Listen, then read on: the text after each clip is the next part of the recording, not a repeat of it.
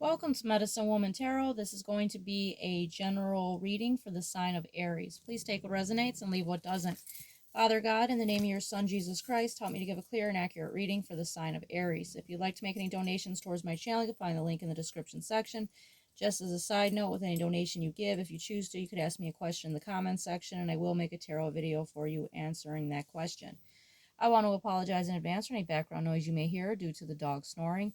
Before starting the video, I scurried the small quartz crystal for you, and the image that appeared was very beautiful and also has lots of symbolism. So the first image that appeared that was not so pretty was a pterodactyl, and it was flying in the air, and for me, dinosaurs represent enemies from the past.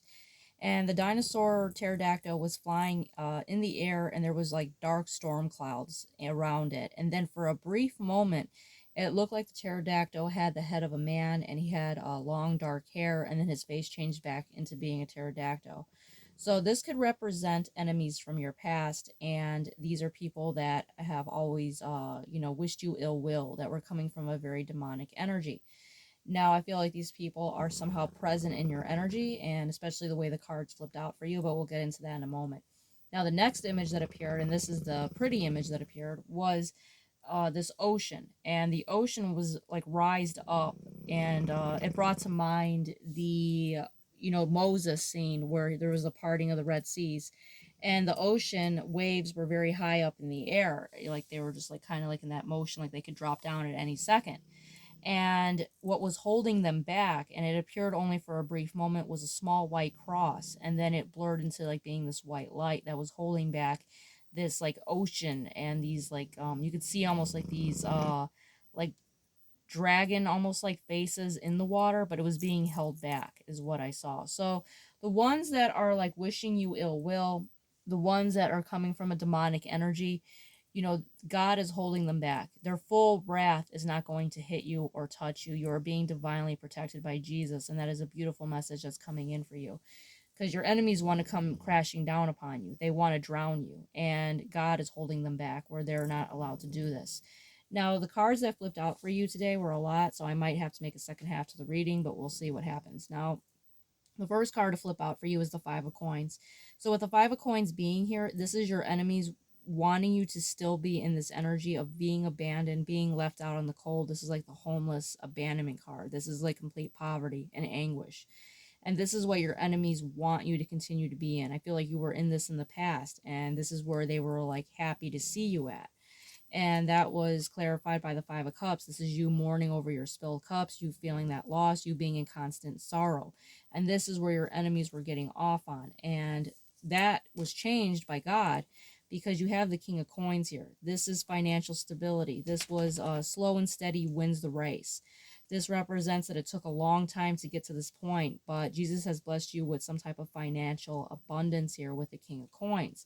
Now, what's showing me here is that your enemies are watching this. They're watching the fact that you are no longer in this poverty set. Excuse the dogs. I know they're being really loud today.